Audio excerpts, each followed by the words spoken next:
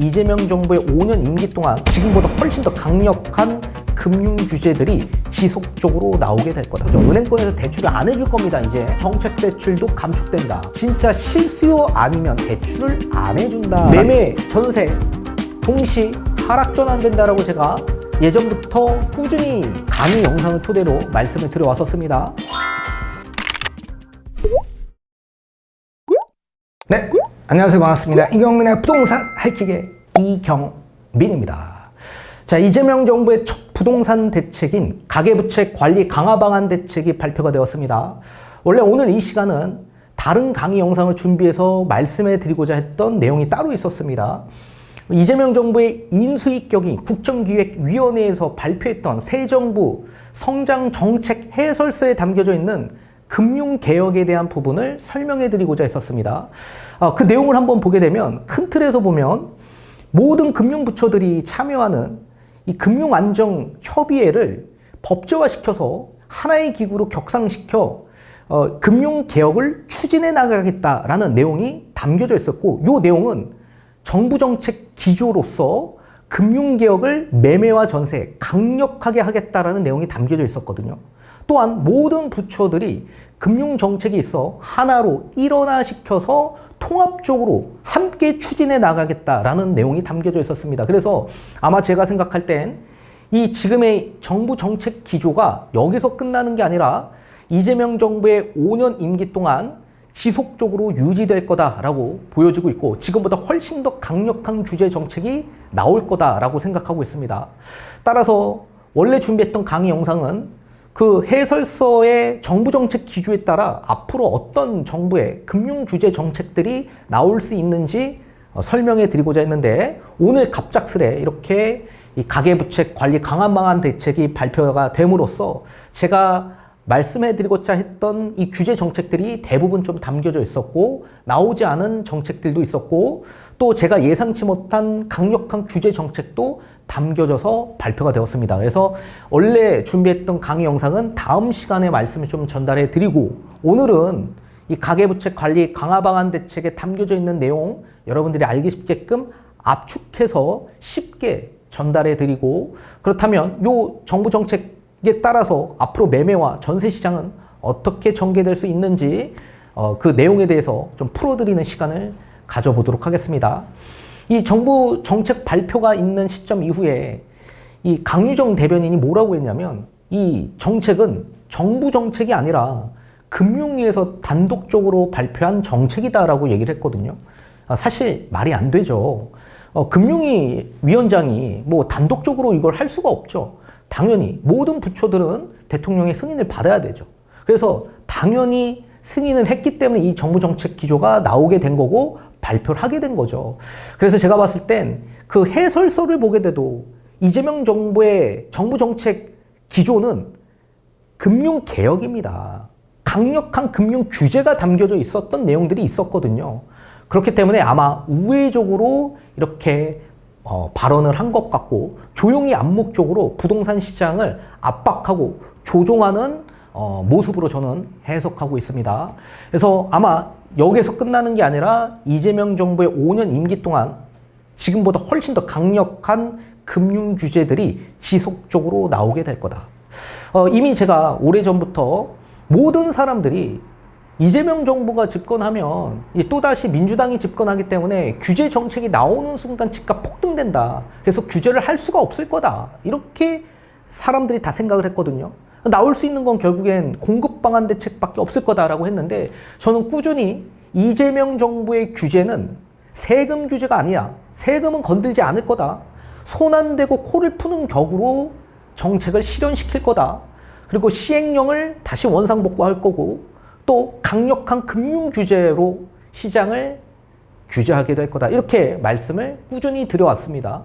아니나 다를까 지금 이런 금융 규제가 본격적으로 첫 단추를 꿰게 되겠죠. 그래서 앞으로는 더욱더 강력한 규제 정책들이 나올 수 있게 될 거다라고 보여집니다. 이게 시장에 엄청난 파급력을 주게 될 겁니다. 엄청난 강력한 규제입니다.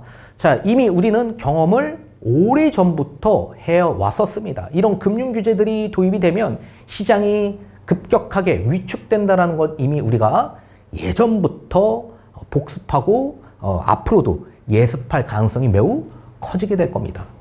저의 전망 기조, 부동산 전망 기조는 바뀐 게 하나도 없다라고 했습니다.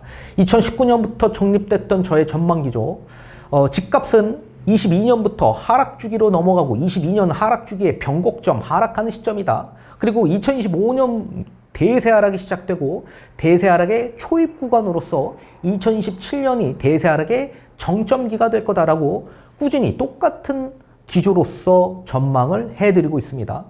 그런데 2025년 돌입되는 이 시점에 집값이 큰 폭으로 폭등되고 있는 이 과정인데 전망 기조가 맞지 않는 거 아니냐 이렇게 설명하시는 분들 굉장히 많은데 이미 제가 저저번 강의 영상에서도 말씀을 드렸죠.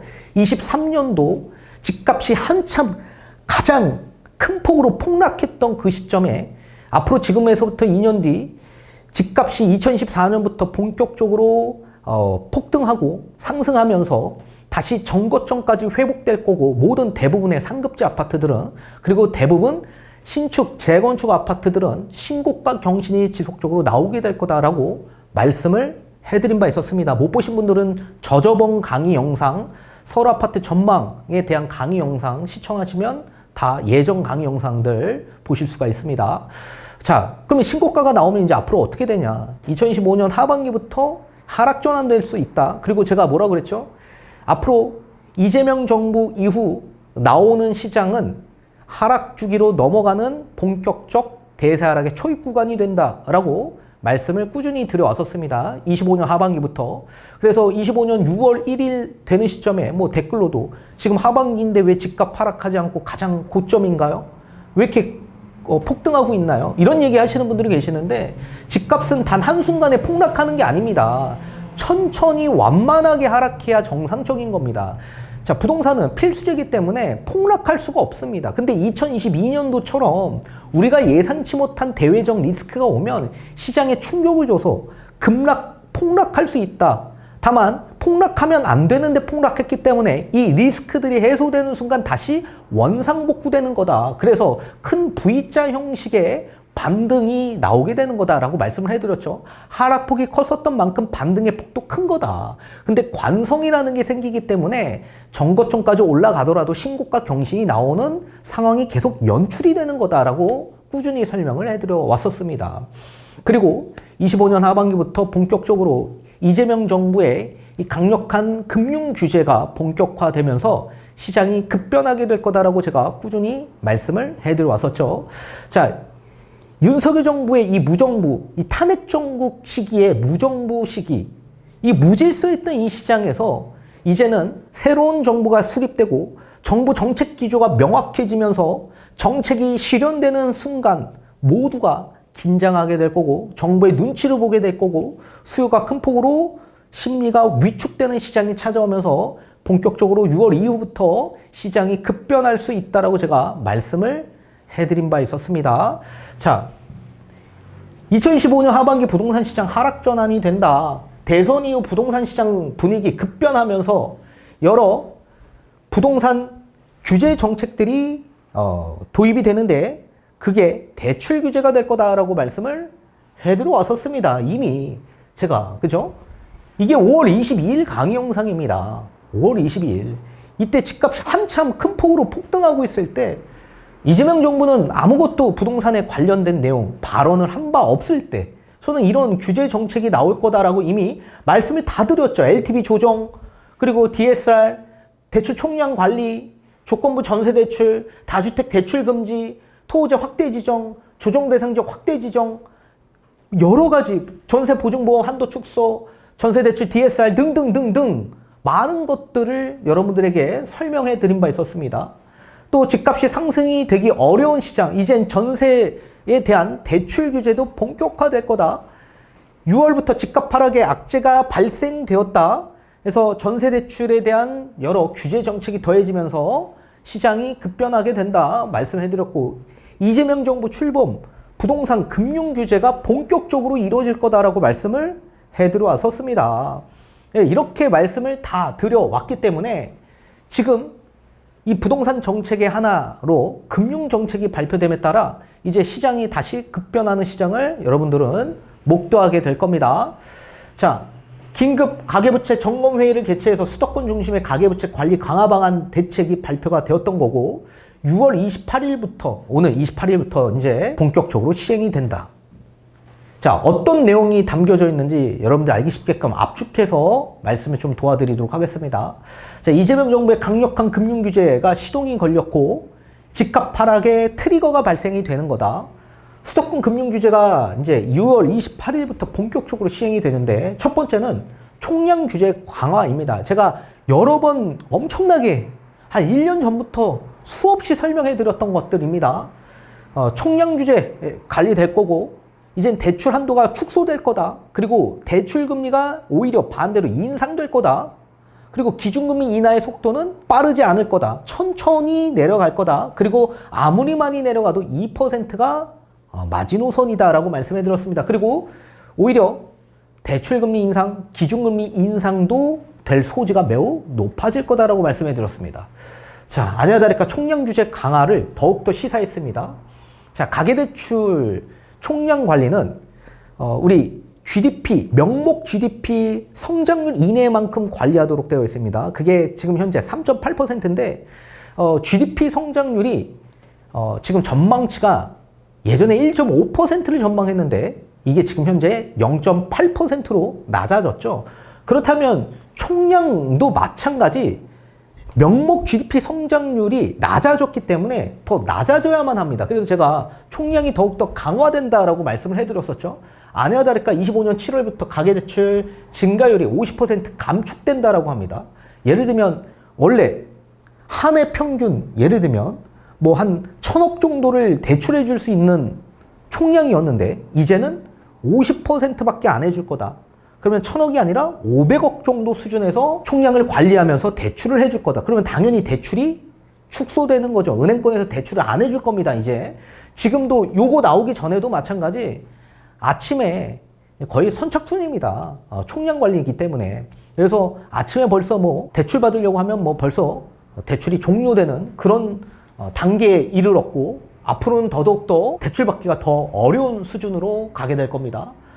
또 일반적인 가계대출뿐만 아니라 정책대출 이 또한 마찬가지 25% 수준으로 감축할 거다. 뭐 보금자리론, 디딤돌 등등등 모든 정책대출도 감축된다. 그러면 대출이 잘 안 나오게 될 겁니다.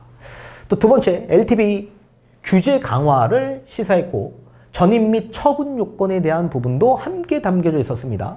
자, 1주택 이상자 이제는 대출이 한 푼 나오지 않습니다. 1주택 이상자.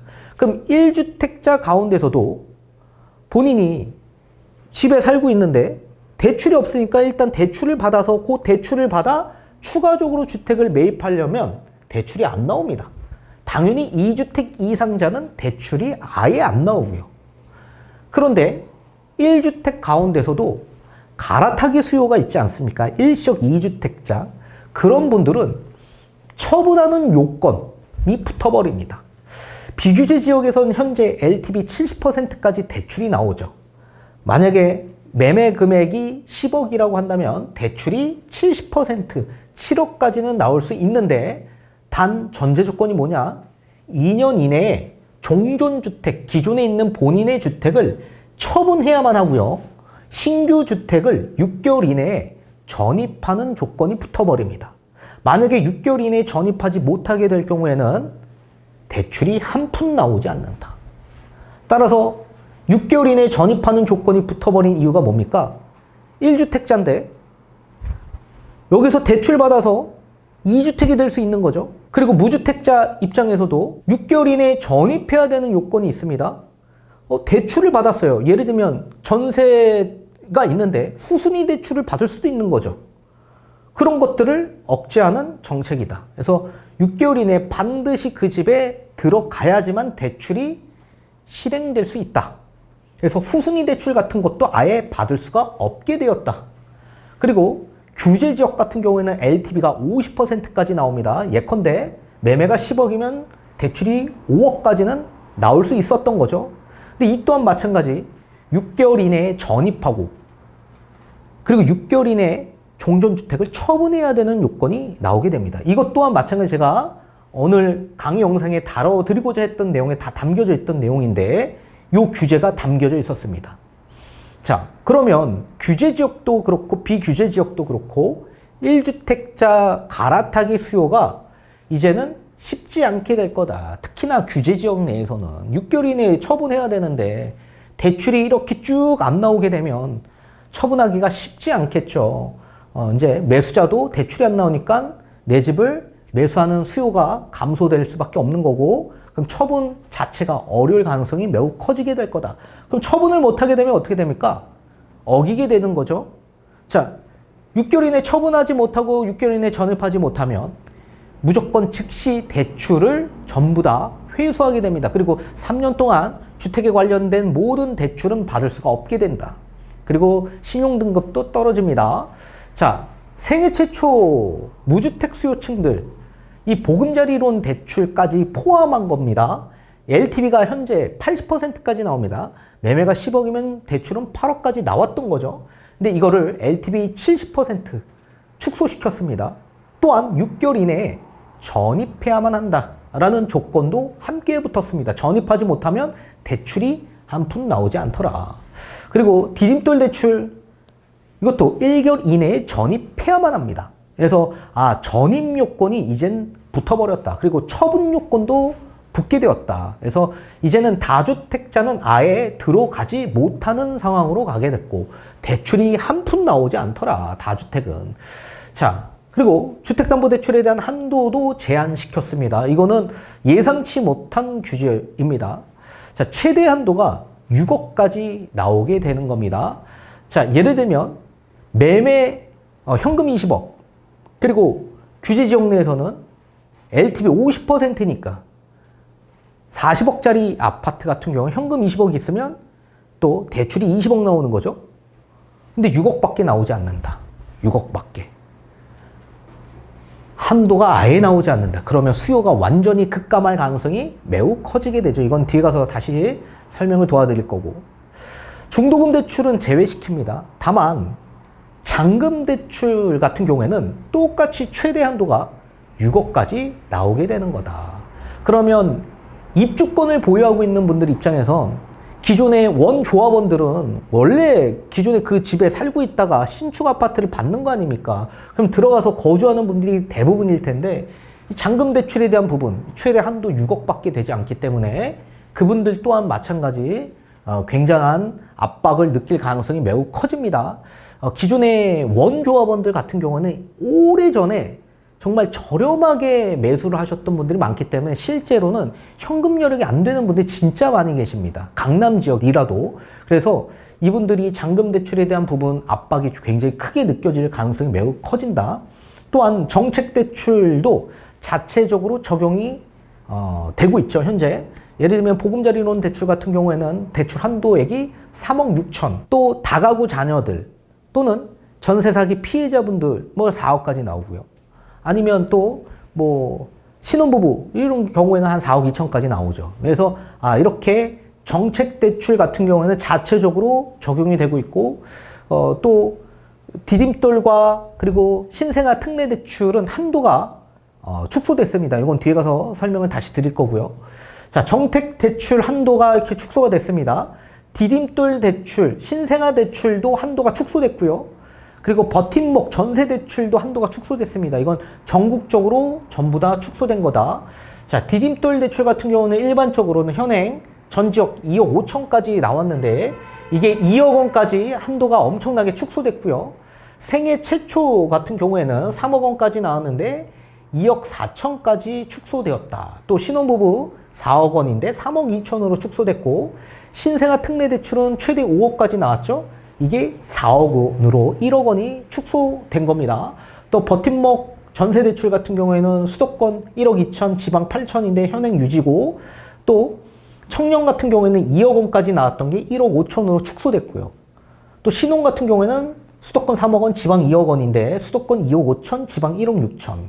또 신생아 전세 대출 같은 경우에는 3억 원이었는데 2억 4천으로 축소되었습니다. 그래서 이 정책 대출도 대폭 축소가 되었고 제가 23년 상반기에 뭐라고 말씀해 드렸냐, 이제 보금자리론 대출 때문에 집값 반등이 일어나게 될 거다라고 말씀해 드렸는데 정책 대출이 엄청나게 실현됐고 수요가 엄청나게 급증했죠. 또 신생아 특례 대출 때문에 집값이 또 조정을 받던 시기에서도 마찬가지 또 다시 큰 폭으로 반등하는 구간이 나오게 될 거다라고 말씀해 드렸는데 실제로 반등을 해왔었죠. 그만큼 이 정책 대출의 수요가 굉장히 급증했고 이 정책 대출은 제가 봤을 때는 추후에 DSR 적용이 될 가능성이 매우 클 수 있다라고 보여주고 있습니다. 그래서 한도가 대폭 축소됐다. 그래서 기존의 우리의 주택담보대출뿐만 아니라 이런 중하급지에 들어갈 수 있는 대출인 정책대출도 한도가 대폭 축소가 되게 된 겁니다. 또 주택담보대출에 대한 대출 만기도 30년에서 40년 만기가 많고요. 50년 만기짜리도 있습니다. 이게 30년 만기로 축소시키겠다. 스트레스 DSR 3단계가 시행이 되는데 이 만기를 늘리게 되면 내가 한 달에 지출하는 원리금이 줄어드는 형식이기 때문에 스트레스 DSR 3단계가 상쇄될 수 있습니다. 그래서 이걸 30년 만기로 대폭 축소시켰고 스트레스 DSR 3단계가 되면 엄청난 대출 한도가 축소될 가능성이 매우 커지게 되는 거죠. 또한 신용대출 한도도 축소가 됩니다. 이건 전국적으로 그러는데 연소득의 거의 2배 이내로 제한을 시켰습니다. 예를 들면 연소득이 1억 원인 분들은 신용대출이 크게 보면 한 2억까지 대출이 나오게 되죠. 근데 이건 연소득 이내로 제한시켰는데 차주별로 제한을 시켰습니다. 그래서 대출 신청하는 차주에 따라서 신용대출 연소득의 이내로 제한이 되게 된다. 그래서 1억 원이다 라고 할 경우에 1억 원 이하로 대출이 실행될 수 있다. 다만 이 또한 마찬가지 여러 가지 신용 등급 그리고 신용자의 소득에 따라서 달라질 수 있게 된다라고 보여지고요. 모든 금융권에서 신용대출 한도를 축소시키게 되는 겁니다. 그리고 스트레스 DSR 3단계도 신용대출 1억 원이 초과되는 경우에는 이제 포함이 돼버리죠. 그래서 주택담보대출이 나오지 않는 분들이 신용대출을 받아서 이제 대출을 하고자 이제 집을 매매하고자 하는 수요층들 이런 수요를 억제하기 위한 수단이다라고 보셔야만 합니다. 그래서 신용대출 한도가 대폭 축소되고 1억 원이 넘어가면 스트레스 DSR에 포함되기 때문에 주담대가 거의 나오지 않는 수준이 돼버립니다. 그래서 신용대출을 받기가 굉장히 어려워지게 됐다. 또한 생활안정자금 목적에 따른 주택담보대출 한도도 축소됩니다. 생활비 목적에서 내가 살고 있는 주택에 담보대출을 받는 경우가 있죠. 다주택자는 아예 나오지가 않고 있고요. 1주택자는 2억 원까지 나왔습니다. 근데 이거를 1억 원으로 축소시킨다. 그래서 이 생활비 목적으로 또 주택을 추가 취득하는 건 어렵습니다. 약정서 다 작성하기 때문에. 또 조건부 전세대출 금지에 대한 부분이 있었습니다. 소유권 이전에 대한 조건부 전세대출. 그래서 처음 이제 갭 투자를 할 때 새로운 세입자를 맞추면서 동시에 매매하는 이런 동시 잔금을 치르는 게 어렵습니다. 그러면 전세대출을 실행해 주지 않습니다. 따라서 조건부 전세대출이 기존에는 자율관리였습니다. 은행별마다 상이했거든요. 해주는 은행들도 있고 중지했던 은행들도 있었는데 이제는 모든 금융권에서 이 조건부 전세대출이 금지가 됩니다. 그렇다면 이제는 갭 투자가 아예 불가능하게 되어버렸다. 따라서 토지거래 허가구역으로 확대 지정했던 강남 3구 이외의 지역에 대부분 갭 투자가 들어갈 수 있었죠. 다만 은행별마다 이 규제 정책이 해주는 은행이 있었고 해주지 않은 은행이 있었기 때문에 이제 그 은행별마다 피하면서 이제 뭐 전세 대출을 받는 경우가 있었죠.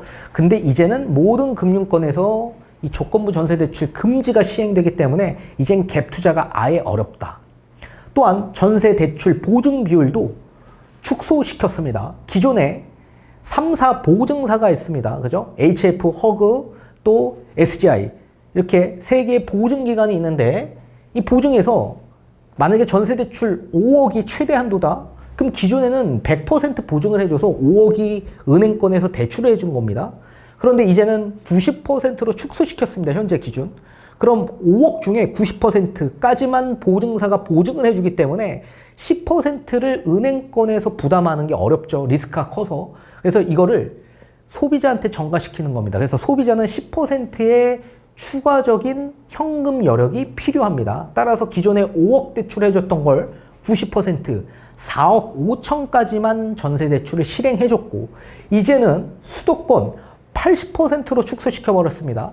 그럼 기존에 5억까지 나왔던 전세대출이 이제는 최대 4억까지만 대출을 실행해주더라. 또한 유주택자 같은 경우에는 전세대출 DSR이 11일부터 시행되고 있습니다. 따라서 전세대출이 완전히 대폭 축소된 거고 지방은 그대로 90% 적용하도록 되어 있습니다. 따라서 앞에서 보신 것처럼 은행권들은 이젠 대출을 실행해 주지 않습니다. 대출이 대폭 축소되었고 그리고 LTV 규제가 강화해졌습니다. 대출 한도가 축소되고 다주택은 대출이 아예 안 나오고 1주택은 처분 요건과 전입 요건이 포함되어 있다. 이게 되지 않으면 대출이 아예 실행되지 않더라.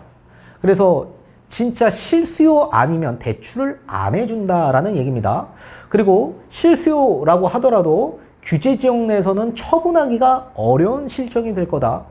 또한 생애 최초 같은 경우에도 대출 한도가 대폭 축소된다. 정책 대출 같은 경우에 대출이 축소되기 때문에 중하급지에 들어가는 수요도 감소될 거다. 또 주택담보대출 한도가 LTV 70%, 50%까지 나온다라고 한들 최대 한도가 6억밖에 나오지 않기 때문에 이젠 상급지는 전멸될 거다라고 보셔야 됩니다. 그러니까 현금 여력이 되지 않는 분들은 이제 아예 못 들어간다. 또한 정책 대출 한도 축소되고 주담대 대출 만기 축소되고 또 신용대출 한도도 축소되기 때문에 이제는 모든 대출들이 나오지 않더라. 그리고 조건부 전세대출 금지, 전세대출 보증비율 한도가 축소돼서 이젠 투자소가 들어가기 어려운 시장이 돼버렸다. 자, 그렇다면 이제 앞으로 어떻게 시장이 전개될까에 대한 부분을 좀 풀어드리고자 하는데 매매, 전세, 동시 하락 전환된다라고 제가 예전부터 꾸준히 강의 영상을 토대로 말씀을 드려왔었습니다. 대부분의 사람들이 입주 물량이 부족하기 때문에 매매 가격과 전세 가격이 폭등한다라고 얘기하고 있는데 그건 너무 1차원적인 얘기라고 했습니다. 당연히 거기에 대한 영향도 일부 있지만 단순하게 시장을 보면 안 된다. 그래서 우리가 심리적으로 판단하는 게 아니라 이성적 판단을 해야만 합니다. 자, 이 매매 지금 수요가 앞으로 어떻게 됩니까? 급감될 수밖에 없는 요지가 나오겠죠. 자, 거래 절벽 현상이 나옵니다. 제가 재작년 2023년에 뭐라 그랬냐면 앞으로 2024년에 큰 폭으로 매매와 전세 가격이 크게 상승 반등하면서 이젠 본격적으로 상승하는 장세로 이어지게 될 거다라고 말씀을 해드려 왔었죠.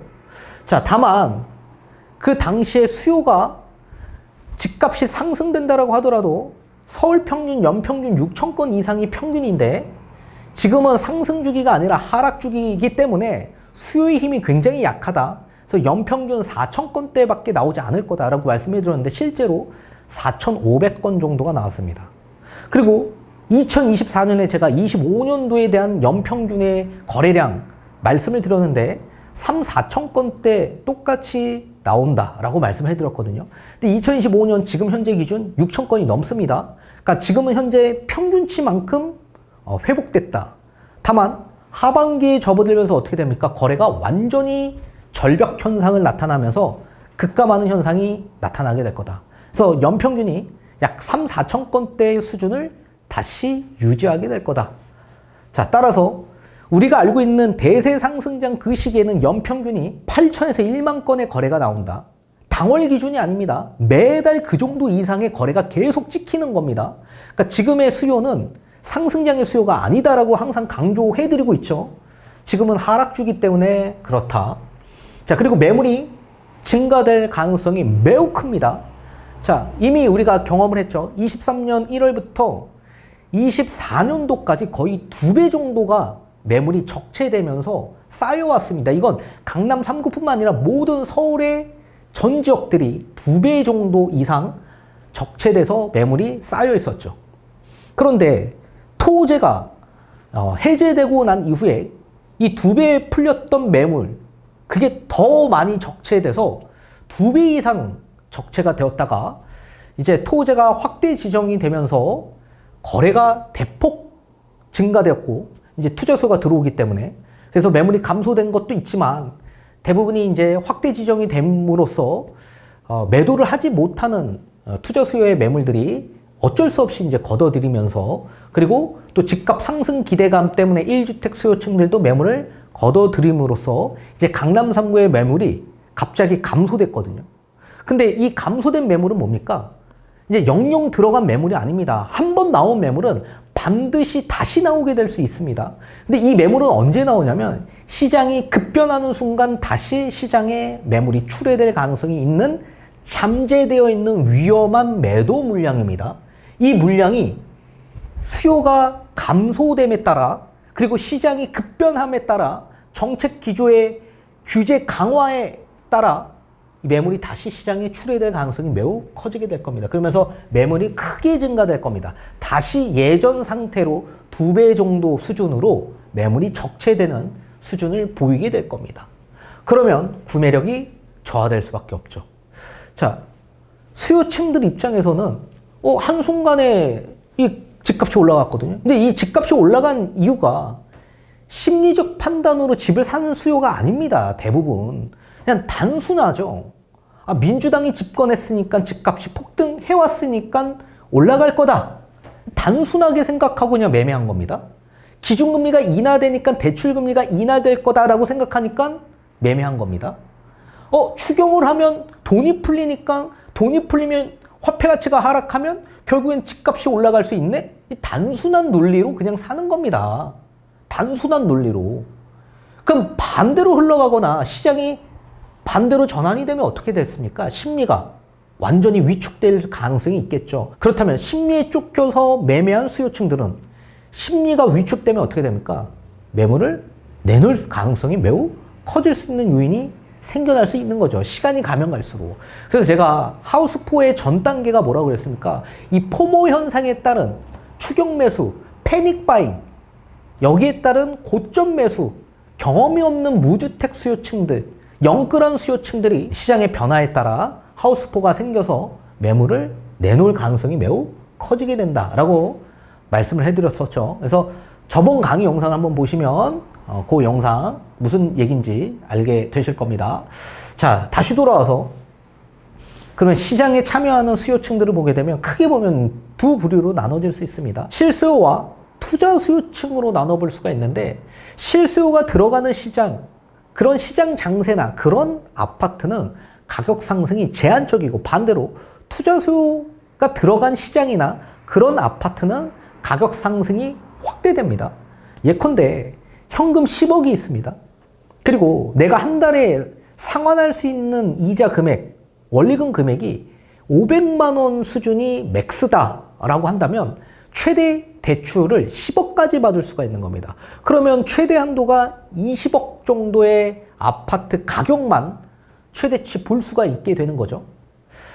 그런데 연소득이 높다라고 하더라도 그분들 또한 마찬가지 LTV, DSR 한도가 있기 때문에 20억짜리 아파트 만약에 규제 지역이라고 한다면 50%까지 볼 수가 있게 되죠. 그러면 대출이 아무리 연소득이 많아도 10억밖에 나오지 않는 겁니다. 그러면 20억짜리만 볼 수가 있는 겁니다. 따라서 실수요층들은 현금 플러스 대출인데 대출 한도 및 LTV, DSR 한도가 있기 때문에 내가 볼 수 있는 아파트의 가격의 상한선이라는 게 딱 정해져 있는 거죠. 근데 만약에 20억인데 호가를 집주인들이 막 높게 불러서 25억까지 불러버리면 그럼 매매할 수 있겠습니까? 매매를 못하죠. 따라서 실수요층, 이 실수요 장세나 실수요가 들어간 아파트는 이래서 가격 상승이 제한적으로 움직이게 되는 겁니다. 그렇다면 25억까지 불린 이 호가, 높은 호가를 누가 살 수 있냐면 투자 수요가 살 수가 있는 겁니다. 투자 수요는 대출을 받지 않죠. 그러니까 부채에 대한 이자 부담이 하나도 없습니다. 뭐 전세 레버리지를 이용해서 갭 투자로 들어갈 수 있죠. 그렇다고 해서 세입자한테 뭐 이자를 내는 것도 아니고 따라서 마음만 먹으면 그냥 언제든지 높은 금액이라고 하더라도 투자금을 보고 들어가는 거기 때문에 충분히 들어갈 수 있죠. 25억짜리 아파트. 따라서 투자 수요가 들어간 아파트나 그런 시장 장세는 가격 상승이 왜곡이 돼서 거품이 생겨서 올라가게 되는 겁니다. 그렇다면 우리 토제가 해제된 시점에 어떻게 됐습니까? 거래가 급증되고 집값이 큰 폭으로 올라갔죠. 그 이유는 투자 수요가 들어왔기 때문에 그렇습니다. 그런데 이 투자 수요가 이제는 아예 차단이 돼버렸다. 자, 일단 첫 번째, 조건부 전세 대출이 실행됐다.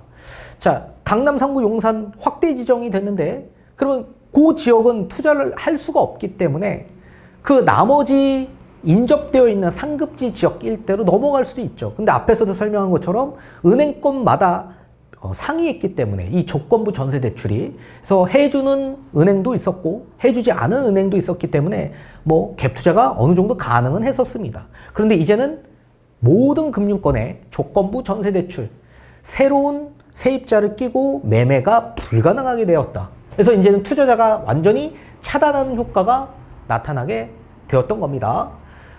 그렇다면 이런 경우가 있을 수 있게 되죠. 예를 들면 기존에 있는 세입자를 갭으로 그냥 매매하는 이런 경우도 있을 수 있죠. 자, 그런데 그런 경우에 투자 수요가 들어가기 어려운 상황입니다. 예컨대 잠실 같은 아파트를 보게 되면 잠실 엘스나 리센치 이런 아파트를 보면 84 타입 집값이 전세 가격이 가장 높았던 2021년 약 14억, 15억까지 이 9억짜리가 확 임대차 3법 이후에 큰 폭으로 폭등을 했거든요. 그리고 나서 2022년 금리 인상에 따라 8억 수준까지 하락했습니다. 자, 지금 나와 있는 전세 껴져 있는 이 매물들이 예전에 계약했던 이 8, 9억 정도 수준에서 계약했던 전세 가격이 폭락했던 시기에 계약했던 매물들이 대부분 나와 있습니다.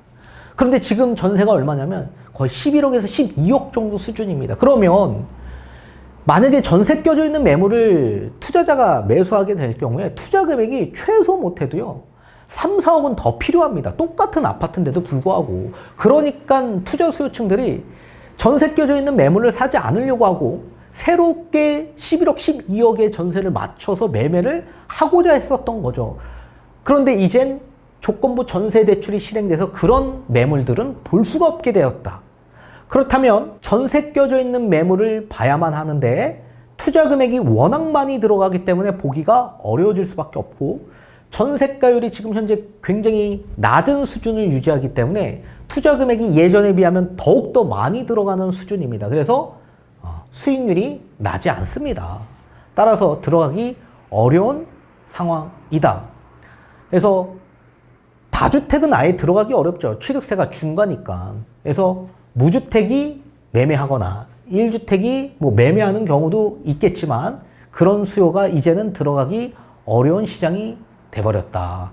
그리고 이제 전입 요건도 있게 되죠. 6개월 이내에 전입을 해야만 하는데 이 투자자가 어떻게 전입합니까? 전입을 하지 못하죠. 따라서 투자자가 전면 그냥 차단되는 효과가 나오게 되었다. 또한 대출이 아예 금지가 돼버렸죠. 투자자 가운데서도 뭐 본인이 집이 한 채 있는 수요층들 입장에서 주택담보대출을 거기서 받아서 갭 투자하는 이런 수요도 있게 되죠. 근데 대출이 아예 나오지 않는다. 그래서 현금 만들기가 굉장히 어려워졌다. 또한 규제 지역 확대 지정할 수가 있게 됩니다. 뭐 마포 또는 성동구 또는 뭐 인접되어 있는 지역들 그런 지역에 또 규제 지역이 지정이 되면 이제 취득세가 중과되고 취득할 때부터 이미 손해보고 손실보고 들어가는 거죠. 또 양도세 중과 이건 이제 내년 되면 재연장 안 됩니다. 그 양도세 중과가 될 거고 또 종부세에 대한 부담도 늘어나게 될 거고 또 여기에 이제 비과세 받으려면 기존에 보유만 해도 비과세인데 이제는 2년 이상 필수 거주해야만 하죠. 상생 임대인 혜택도 이제 아예 연장해 주지 않을 겁니다. 또한 토지를 확대 지정할 수 있게 될 수 있습니다. 그렇게 되면 어떻게 되죠? 아예 투자가 원천 제한되는, 차단되는 그런 효과를 보게 될 겁니다. 그래서 추가적인 이런 규제 정책이 더해질 수 있다. 투자자는 아예 그냥 차단돼서 들어가지 못하는 수준을 보게 될 겁니다. 그러면 투자자가 들어가지 못하면 집값 상승 확대는 없게 되는 거죠. 그러면 이제 실수 시장으로 넘어오게 된 겁니다. 근데 이 실수 시장도 마찬가지 가뜩이나 실수 장세는 집값 상승이 제한적인데 더 못 들어가는 시장으로 전개된 겁니다. 주택담보대출 한도를 축소시켜 버렸습니다. LTV도 앞에서 보신 것처럼 이젠 1주택 이상자는 LTV가 한 푼도 나오지 않아요. 갈아타기 수요만 나오는데 그 갈아타기 수요도 이제 상급지 같은 경우에는 6개월 이내 전입하고 처분하는 조건이 붙어버리고 비규제 지역일 때도 6개월 이내 전입하고 2년 이내 처분하는 조건이 붙어버립니다. 그리고 DSR도 있죠. 스텔스 DSR 3단계가 도입되고, 그죠? 그래서 담보대출 한도가 완전히 대폭 축소될 거다. 그리고 주담대도 금지되죠. 처분 요건 앞에서 설명한 것처럼 주담대가 안 된다. 또한 대출 최대 한도가 6억까지밖에 나오지 않더라. 6억. 이 굉장히 중요한 효과적인 규제라고 보여집니다. 이제 앞으로 추가적으로 나올 수 있는 것들, 뭐 15억 초과되는 아파트는 대출 금지, 이것도 나올 소지가 매우 클 수 있다. 매우 클 수 있다. 또한 규제 지역으로 또 선정이 되면 LTV가 원래 40%죠. 지금 아직은 LTV가 축소되진 않았습니다. LTV 더 축소될 소지도 매우 높아질 수 있게 되는 거죠. 그렇게 되면 이제 실수가 아예 못 들어가게 되는 겁니다. 대출이 안 나오니까. 또 정책 대출 한도도 축소되는 겁니다. 디딤돌 대출, 보금자리론 대출도 아예 축소되고 또 전입 요건도 들어가게 되죠. 전입 요건. 6개월 이내 전입. 디딤돌은 1개월 이내 전입. 그래서 굉장히 까다로워졌다. 자, 따라서 실수요도 들어가야 되는데 실수요가 들어가지 못하는 시장이 되면 가뜩이나 집값 상승이 제한적인 이 실수 시장에서도 완전히 집값이 꺾여질 수 있는 요인이 발생될 수밖에 없는 거죠. 그래서 수요가 완전히 급감할 가능성이 매우 커지게 될 거다. 특히나 이제 상급지 아파트 같은 경우에는 종부세가 엄청난 폭등에 따른 부담감이 커지게 될 겁니다. 2023년은 집값이 어느 정도 굉장히 낮은 수치였기 때문에 24년도에 종부세는 부담이 없었던 거죠. 그런데 24년도는 집값이 거의 고점까지 올라갔던 수준이었기 때문에 2025년 종부세는 엄청나게 공시가격 상승에 따른 종부세 폭탄이 일어날 가능성이 있습니다. 그리고 내년에도 마찬가지 종부세가 2025년도 가격 상승에 따른 공시가격 상승에 종부세 폭탄이 내년에도 이루어질 수 있게 되는 거죠. 그러니까 여기에 따른 부담감도 커질 수밖에 없습니다. 특히나 노년층들 입장에서는. 그래서 지금 제가 저번 강의 영상에서도 지금은 노년층들이 계속 매도하고 있고 오히려 젊은 층들 30대, 40대, 특히 40대들이 계속 매수하고 있다라고 말씀해드렸었죠. 그리고 대출 한도도 6억밖에 나오지 않습니다. 제가 많이 말씀을 해드리는 게 저희 상담 받으러 오시는 고객분들의 비중을 보면 80%가 전부 다 40대라 그랬죠. 그리고 나머지는 한 5, 60대 정도가 20% 정도가 되는데 30대 후반에서 40대 후반이 가장 많은 것 같습니다. 저희 오시는 고객분들의 연령층을 보면. 근데 지금 대부분 전문 직종이라고 했습니다. 뭐 변호사, 회계사 아니면 의사가 거의 뭐 한 6, 7할 정도를 차지하고 있고요. 또 뭐 저기 IT 회사 대표님들도 오시고 그리고 또 저 대기업 임원분들도 굉장히 많이 오십니다. 그러니까 그분들의 지금 그 연소득을 보게 되면 평균이 한 3억에서 5억 정도 된다라고 제가 말씀을 해드렸죠. 그리고 그분들이 한 달에 지출할 수 있는 최대치의 원리금이 1,000만 원이 대부분이 마지노선이다. 마지노선.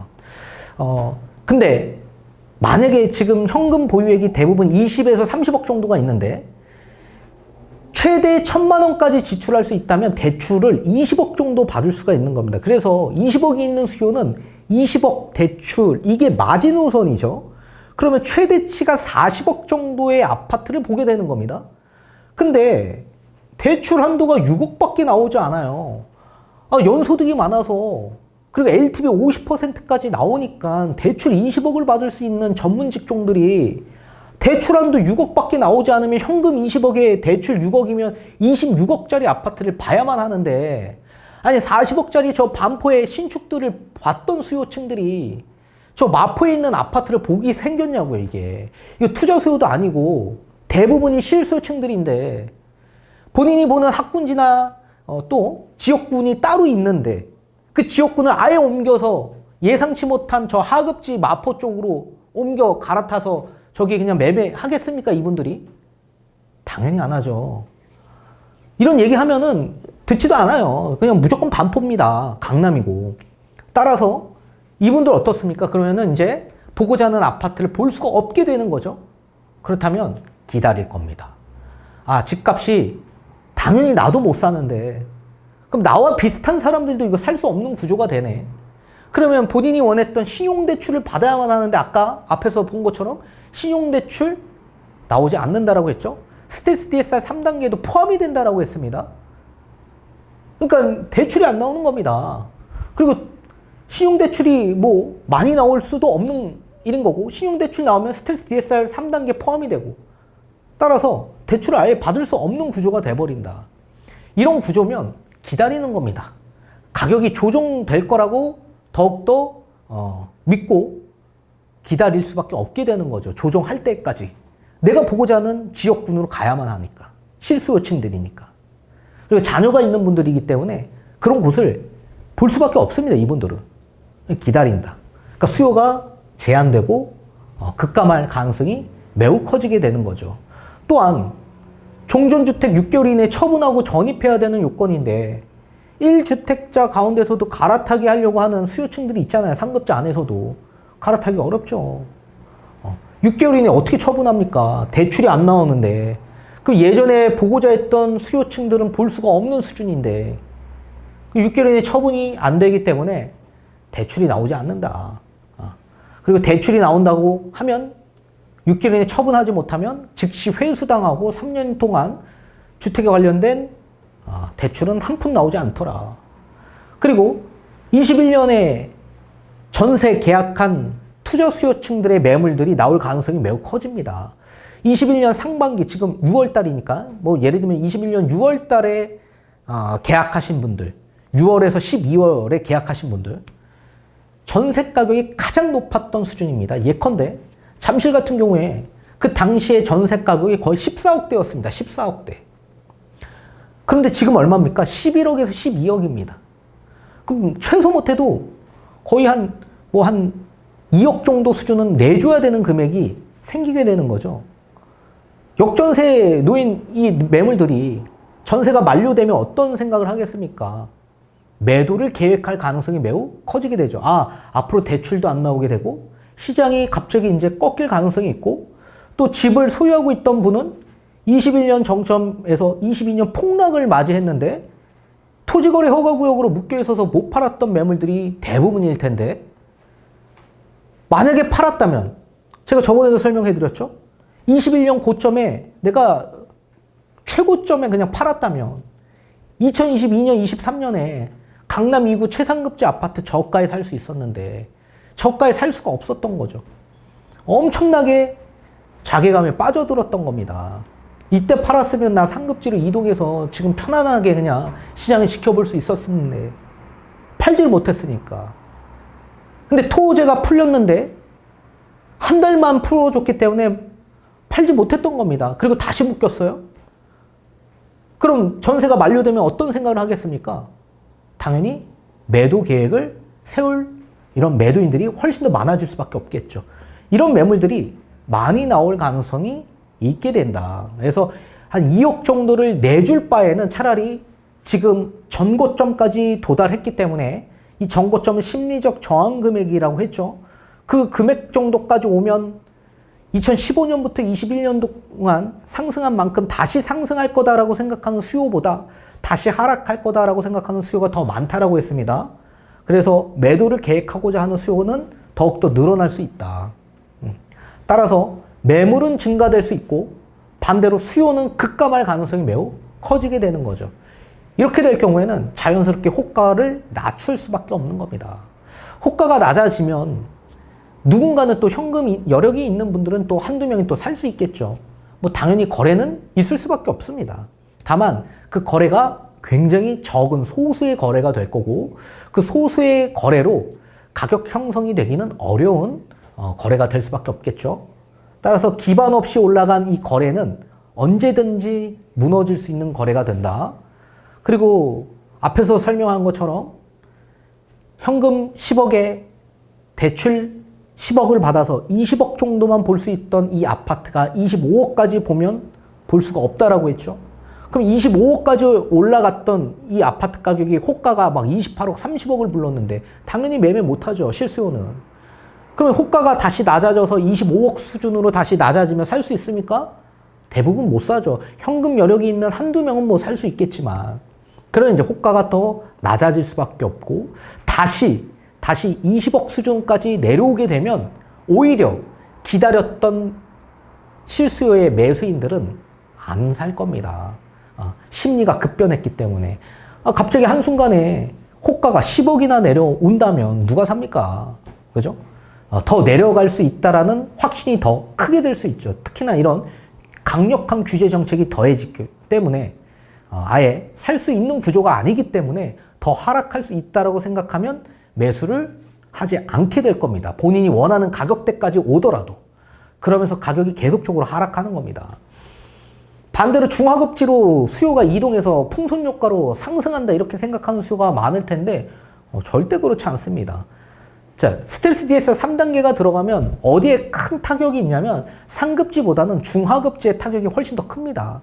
중하급지에 거주하고 있는 분들의 연소득은 실제로 크지 않기 때문에 그렇습니다. 그래서 연소득이 크지 않는 분들에게는 스텔스 DS 3단계가 대출 한도가 대폭 축소되는 그런 영향을 미치기 때문에 하급지로 가기에도 어려운 실정이다. 또한 대출 금리가 지속적으로 상승할 여지가 있죠. 자, 가계대출 총량 규제가 들어가면 은행권들의 예대 마진이 줄어들 수밖에 없습니다. 가뜩이나 기준금리가 인하돼서 예금금리도 인하되고 있는 실정에, 그죠? 그러면 당연히 대출금리 올릴 수밖에 없는 구조가 되고 정책 대출 한도도 축소되고 그래서 하급지로 갈 수 있는 대출은 정책 대출인데 이것도 축소되면 갈 수가 없죠. 또 상급지 시장이 급변하게 되면 심리가 완전히 위축될 수밖에 없죠. 따라서 중하급지 아파트도 약세로 전환될 수밖에 없을 거다. 뭐 경기 인천권도 마찬가지입니다. 또 전세 가격은 약보합, 전세 수요 하급지로 이동할 수요가 굉장히 많아질 거다. 자, 우선 낮은 전세가율 때문에 그렇습니다. 실사용 가치가 오히려 전세가율이 낮으면 더 높아집니다. 예를 들면 40억짜리 아파트가 있고 전세가 20억입니다. 전세가율이 50%였는데 갑자기 매가 호가가 높아져서 50억으로 올라가고 전세는 20억이에요. 그대로. 그럼 전세가율이 40%로 더욱 낮아진 거죠. 이런 상태에서 누가 매매합니까? 전세가율이 이렇게 낮아진 상태에서. 이게 좁혀진다면 전세가율이 높아진다면 전세 수요가 매매로 전환하는 수요가 늘어날 수 있는 구조지만 이게 벌어지면 매매할 수가 없습니다. 예컨대 50억 현금이 있는 수요가 현금으로 그냥 A라는 사람은 매매해버리고 거주합니다. 똑같이 50억이 있는 수요가 있다라고 한다면 아니 똑같은 반포의 아파트에 20억에 살 수 있는데 그죠? 그럼 20억에 거주 똑같이 하고 나머지 30억으로 뭐 합니까? 코인이나 아니면 뭐 주식할 수 있는 여러 가지의 투자처로 투자를 할 수가 있죠. 영앤리치 같은 분들, 코인, 주식에서 돈 번 분들이 뭐 젊은 분들이 부동산 시장 들어가서 부동산 매매합니까? 그렇지 않습니다. 오히려 제 주변인들을 보면 전부 다 월세 뭐 1,000만 원, 2,000만 원 수준으로 월세 살고 또는 전세 20억짜리 똑같은 50억짜리 아파트 전세 살면 되죠. 그 나머지 30억으로 코인이나 주식 돌리면 되는 거죠. 레버리지 돌려도 최소 못해도 10% 수익은 그냥 날 수 있습니다. 주식과 코인을 어느 정도 할 수 있는 영앤리치 분들은. 그러면 만약에 30억에 10% 수익만 내더라도 3천만 원 아닙니까? 이 3천만 원 한 달 이거 월세 거의 뭐 한 2달치 월세 충분히 낼 수 있는 금액이에요. 그러면 당연히 이 30억으로 돈을 굴리고 월세 내면서 그리고 계속적으로 돈을 굴리는 게 훨씬 더 유리하죠. 그래서 실사용 가치가 상승된다. 그리고 역전세 매물. 자, 이 역전세 아까 말씀해드렸던 21년도 역전세 났던 이런 매물들이 이제 시장에 나오게 될 수밖에 없게 되죠. 그리고 전세가가 하향 조정될 가능성이 있죠. 앞에서도 언급했던 것처럼 전세 21년에 계약했던 역전세 이거 뭐 거의 뭐 지금 현재 21년에 계약했던 금액이 14억대인데 지금 11억, 12억인데 그죠? 그럼 만약에 세입자가 전세가 만료돼서 퇴거한다면 집주인 입장에서 이 집을 팔아야만 할 텐데 팔 수도 없는 거고. 만약에 안 팔리면 어떻게 됩니까? 전세를 다시 줘야죠. 월세로 어떻게 전환합니까? 전환할 수가 없다. 돈이 없으니까. 그럼 이제 전세로 계속 낮춰서 내놔야 되는데 살 사람들이 없다. 전세 보증보험 한도도 축소됐죠. 기존에 100%였던 게 80%까지 축소되죠. 우리 고가 아파트도요. 서울보증에서 5억까지 최대 한도가 나옵니다. 대출이. 그러면 현금 10억이 있는 사람도요. 대출 5억이 나오니까 5억 대출을 받아서 15억짜리를 보는 겁니다. 최대치로. 근데 대출이 안 나오면 어떻게 됩니까? 15억짜리 못 보게 되는 거죠. 예로 빌라 시장을 보게 되면 매매와 전세가 거의 동일시했었습니다. 예전에. 그런데 빌라에도 공시가격의 126%를 적용하다 보니까 빌라 전세 가격이 떨어질 수밖에 없게 되는 거죠. 법적으로 126%를 적용을 하니까. 그럼 집주인 입장에서도 그냥 난 올리고 싶은데 법으로 126%를 적용하니까 낮출 수밖에 없는 거죠. 그러니까 자동적으로 빌라의 전세 가격이 낮아질 수밖에 없게 된 겁니다. 보증보험 한도도 축소하면 당연히 볼 수 없는 수요가 많으니까 그 가격대에서 기존에. 그러면 당연히 가격을 낮춰야 되는 부분이 있을 수밖에 없고, 또 전세대출에 지금 유주택자한테는 DSR이 적용되고 있습니다. 앞으로 무주택 전세대출 받는 분들에게도 DSR 적용될 가능성이 매우 농후해졌죠. 그럼 이분들은 어떻게 돼요? 결국엔 반전세나 월세로 전환할 수밖에 없습니다. 본인 지금 살고 있는 집에 살 수 없는 구조예요. 그러면 이제 하급지, 하급 아파트 뭐 이런 쪽으로 이동할 수밖에 없죠. 자, 아파트 같은 경우에는 그래서 계약갱신 사용권이 비중이 높아질 수밖에 없습니다. 지금 수요가 없는 건 전세 수요가 없습니다. 전세 수요가 없는 건 갱신권을 활용하기 때문에 그래요. 지금에서부터 2년 전은 2023년 상반기인데 전세 가격이 가장 큰 폭으로 폭락했던 시기입니다. 그러니까 그 시기 잠실 렐스 같은 경우에는 8억에서 9억이었는데 지금 11억, 12억입니다. 그러면 당연히 갱신권 활용하죠. 그래서 비중이 늘어났기 때문에 전세 수요가 많이 나오지 않는 겁니다. 그러니까 전세 수요가 가뜩이나 많이 나오지 않는데 이런 대출 규제까지 있으면, 전세 대출 규제까지 있으면 수요가 훨씬 더 축소될 수밖에 없죠. 그리고 나오는 수요는 어디로 갑니까? 결국엔 전세 대출이 안 나니까 서울 외곽지, 구축이나 또 경기 인천권역으로 넘어갈 수 있다. 또는 서울로 원하시는 분들은 아파트가 아니라 이제는 빌라로 전세 수요가 유입될 가능성이 매우 커지게 된다. 그래서 따라서 매매와 전세가 하락으로 전환될 수 있는 요인들이 이렇게 발생이 됩니다. 물량은 나오는데 수요는 감소되는 이런 현상이 계속적으로 발생될 수밖에 없습니다. 그리고 빌라 시장은 이젠 앞으로 전세 수요가 유입이 되는 시장으로서 전세 가격이 회복될 가능성이 있고, 지금 현재 빌라 시장 가보면 전세 수요가 굉장히 많이 시장에 돌아다니고 있습니다. 그래서 빌라 전세 가격이 높아지는 상황에서 지금 이재명 정부의 이 공급 방안 대책의 일원은 재건축 재개발 완화책이거든요. 근데 재건축은 완화되기가 어렵습니다. 완화를 안 해줄 겁니다. 이제 재건축을 완화해주면 집값이 폭등할 가능성이 있겠죠. 투자수가 들어가거나 아니면 거품이 생길 가능성이 있기 때문에, 따라서 규제가 지속적으로 될 가능성이 있고, 재개발을 풀어줄 겁니다. 빌라를 풀어주고 빌라에 대한 여러 가지 정비 사업을 촉진시킬 겁니다. 그렇다면 투자수요가 많이 유입이 돼야 이 활성화가 되는데, 전세 가격이 또 빌라의 전세 가격이 상승이 되면 자연스럽게 갭 투자가 들어올 가능성이 있겠죠. 빌라에도. 그래서 이 빌라 시장에서도 마찬가지 어느 정도의 규제가 이어질 수밖에 없다. 다만 빌라 시장을 지금 활성화시키기 위해선 지속적으로 어느 정도의 유예를 줘야 되고, 그래서 지방 아파트 및 빌라 시장의 여러 주택수 제외 같은 여러 세제 혜택들을 부여하고 있지 않습니까? 이걸 활성화시키기 위해서. 그리고 투자 수요가 많이 들어와야지만 활성화가 될 수 있고, 또 그렇다면 성장 동력이 일어날 수밖에 없고, 그죠? 동력이 높아지게 되죠. 추진 동력도 높아지고. 이러면서 자연스럽게 서울 안에 있는 공급을 촉진시킬 가능성이 매우 커질 수 있다. 그래서 앞으로 제가 봤을 땐 지방 아파트 및 빌라 시장이 굉장히 유용하게 시장을 이끌어 갈 가능성이 매우 커지게 될 거다. 이렇게 시장을 보고 있습니다. 자, 다음 시간에 말씀을 또 다시 드려보면서 오늘 시간은 이렇게 마쳐보도록 하겠습니다.